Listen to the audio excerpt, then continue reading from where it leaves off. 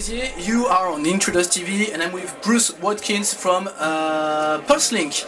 And can you tell us just briefly what is Pulselink about? So Pulselink, we're based in San Diego, and we're what's called a fabless semiconductor company. So we make microchips. What our microchips are designed to do is network high-definition content around your house.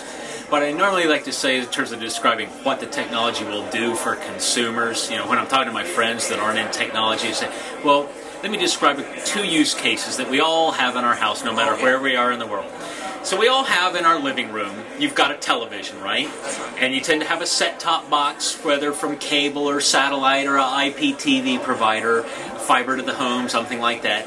And then maybe you have your PlayStation or your Xbox, you might have an Apple TV or something like that, or a TiVo, some kind of personal video recorder. You've got all these electronic appliances. And they all tend to be sitting on cabinetry somewhere, and then you look back behind that cabinetry and there's a rat's nest of wires that just connects everything up to the TV. Yeah, that's what I mean. It's a mess, and every time you buy something new, you got to move the counter back, and you got to like find a way through all the other wires. Well, we can get rid of every single one of those wires, but the power cord. So our chipset works wirelessly, but it also works over existing wires. And so the second use case is one of taking those devices that are in your living room or in your family office, like a computer in there, because you always have content on the hard drive of the computer, or maybe you're accessing your television show and recording it somewhere on the hard drive. And what happens if you want to watch that on a TV somewhere in the house? Well, our chipset enables content located anywhere in your house, whether it's in your TV, on a Blu-ray player, on a set-top box, on a personal video recorder, on a PC in your office, or in your iPod, or no matter where it is, to be accessed from every TV in your house without running a single new wire to anything. And no quality loss? No, no wires, no running Ethernet around, no doing all that. Now, we send data wirelessly. We also send data through wires that are already in your house. We all have wires in our house. Cable, electrical wires, phone wires. And so our technology doesn't care if it's going over a cable or a phone wire or electrical wire or wirelessly. And consumers don't care either. You just want to be able to turn your TV on and watch what you want to watch or listen to what you want to listen to anywhere you want. So we're all starting to be familiar with these kind of networks in our homes now. Wi-Fi made us initially familiar with the networks. Now, we're not Wi-Fi. Wi-Fi was designed to network your laptop computers to your printers and all of that. The current revolution in consumer electronics, anywhere in the world, nobody would argue, the fastest growth rates, new products are in high-definition television. It's causing us to replace our DVD players. It's causing us to replace our set-top boxes. It's causing us to replace our TVs. So everyone in consumer electronics and consumers around the world are engaged in a revolution right now, and it's the revolution of high-definition viewing. Well, if you look at the trends, and it's what our company did, the revolution just now beginning, right behind the revolution in high-definition electronics, is networking those devices together throughout the home so that no matter where something is in your home, you can enjoy it from anywhere else in your home. You start watching a movie from your Blu-ray player in the living room, put it on pause, and go finish it in your bedroom. So how do you do it? So it's not magic, it's our chipset. I'll show it to you camera there, but these are our products. And video, and particularly high-definition video, has requirements that are dramatically more complex than browsing internet web pages. And so we engineered this technology to deal with the more complex requirements. Well, it boils down to two requirements. One is data rate. High definition requires a lot more data capacity than browsing the internet or sending email or documents to a printer, or certainly way more, thousands of times more data capacity than a voice conversation. And so this chipset, commercially shipping right now, I can say with all confidence, and it's independently tested and published in leading publications, it's the fastest commercially available home networking communications chipset of any technology on the planet.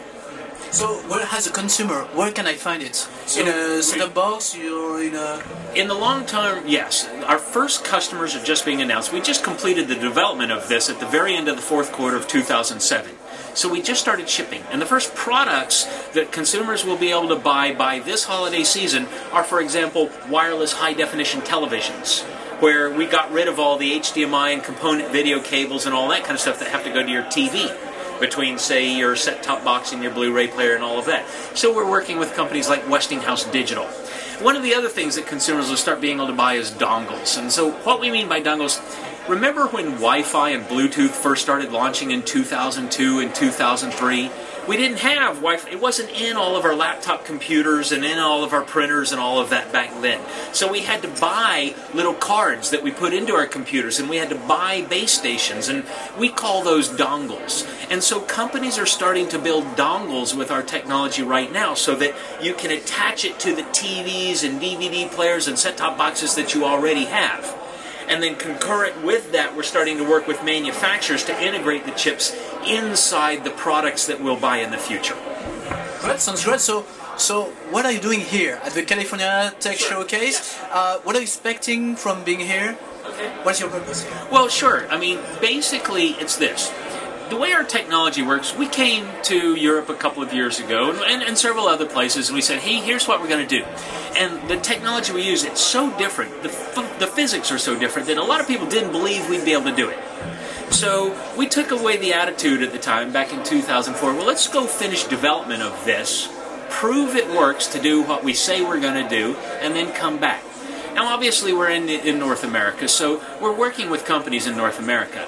Everything gets built, you know, as far as our chips and reference designs and the platforms and the boards and in Taiwan and Japan and China and all that. So we've got long-standing relationships in Asia because that's where we've been working for years to have our stuff manufactured.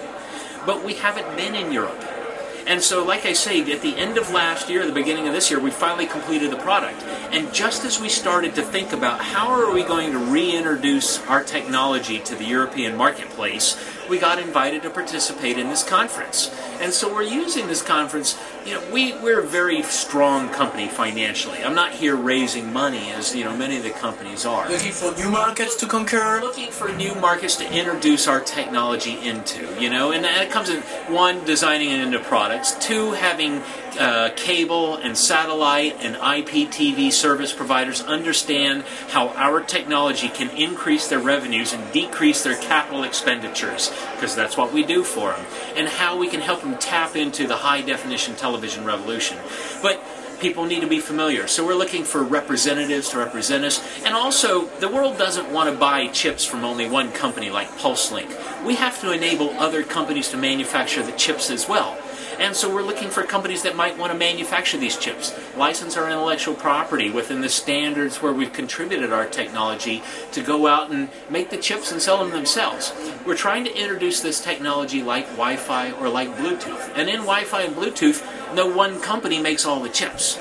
So we invented the technology, but we're enabling the market, and we're trying to find European partners. And it really just begins by getting to understand the marketplace and find the right representatives to help us learn and hopefully not trip over too many hurdles. And so far, do you think it's interesting? Have you... Fantastic. Yes, it's been a very good conference for us, and you know, obviously I'd say we're only 20% of the way into it, right, at this early juncture. Right. So, okay, what are your expectations for 2008? What would you like to accomplish till the end of this year? So, well, 2008, we just started shipping.